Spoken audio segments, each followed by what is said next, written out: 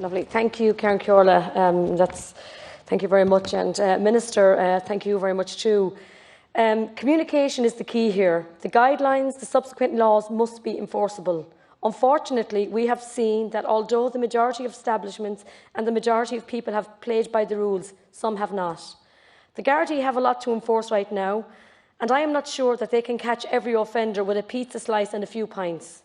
The message should have been that everyone with a food licence operates as a restaurant, the main attraction being the meal, not the loophole to exploit it.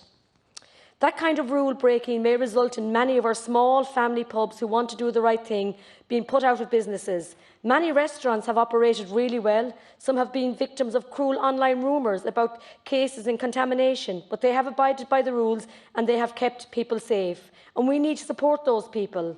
Minister, I would recommend that there would be a way that concerned citizens or business people on the ground who see wrong being done, being given the mechanism to file a complaint which can be investigated. We cannot have our local Gardaí responding to every complaint.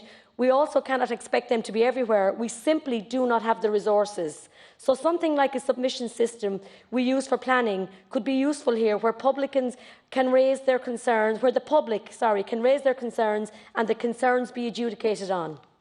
When it comes to the removal from this bill of the powers to enforce regulation of house parties, I welcome that. It is not in law, but it is still an issue, and we haven't gotten the message right on this yet. And Minister, there's a lot of confusion with people out there.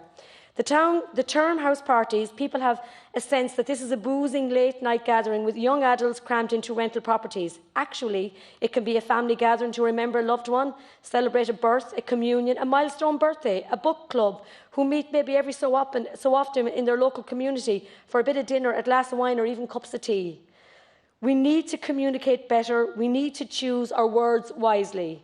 When a makeshift bar in a local garden becomes the replacement for a local pub, or a family gathers for a small wedding, people need to know which one is breaking the rules, because at this moment, everyone is confused. We come from a history of darkness associated with the authority entering people's homes. We cannot shake that. No matter how we enlighten, no matter how we enlighten on this, we cannot seem to. I just don't think there's always confusion about this. So we need to be absolutely clear. We need to be clear with the guards that if they have house parties, we need to make sure what we are ruling on and what we are not. I might suggest an application system whereby a homeowner would outline their plans, the square footage of their home or garden, the measures they are taking for public health, to see if that would be one way of allowing things like small weddings in people's large rural gardens or wakes to go ahead in the full knowledge of the local authorities, and stop everyone losing the run of themselves and reporting things that the Gardaí cannot do anything about. Irish people have been amazing. They have complied with very difficult and confusing recommendations. Can we give them the benefit of the doubt now without having to resort to draconian measures? I am happy to know these powers are limited and are specific, but we must make sure we can enforce these laws. I am deeply concerned to hear anecdotally of isolation of those travelling in from non-green list countries not being enforced. In fact, there really is nobody checking to see if people are restricting their movements.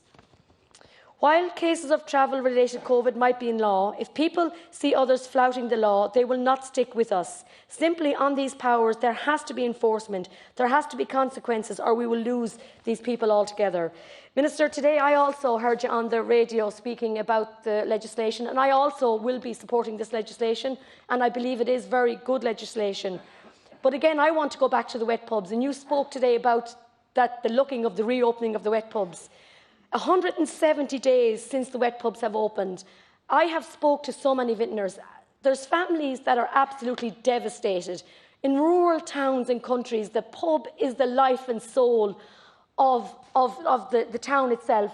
But these are controlled environments. These pubs are normally family pubs that would regulate, that would not break any laws, and yet they are the only ones not to be allowed open.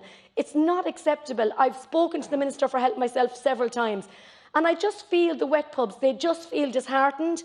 I feel that they feel let down. They feel that this government has not been looking after them. So I feel going forward, working with health and safety, and I understand we need to do that, but we also have to look at reopening these wet pubs, because I think if we don't, I think that a lot of pubs might not even survive, and that would be my worst concern, that we will actually have pubs that will never open again. So we need to make sure that we actually come to them quick with an answer, working through NPHET, working through the health professionals, and give them a map, give them a timescale and say, look, we are looking at this now. I know that there was I think it was the 60 million funding given, and I know that the applications are open for that now, but that isn't going to actually keep pubs open. So I'm asking you now, please, when you're in the department with all the ministers and you're talking to Minister Donnelly and NPHET, I'm asking, and I noticed tonight that everyone here has been asking the same questions. We need to get our wet pubs opened. Minister, I again just want to say I believe this is good legislation. The only thing I always have concerns about is, have we enough guards to enforce everything? You know, I think it's important because I do believe that the people of Ireland, and I know worldwide, have had such changes. Their whole lives have been changed. People are back to school. Children are back to school now.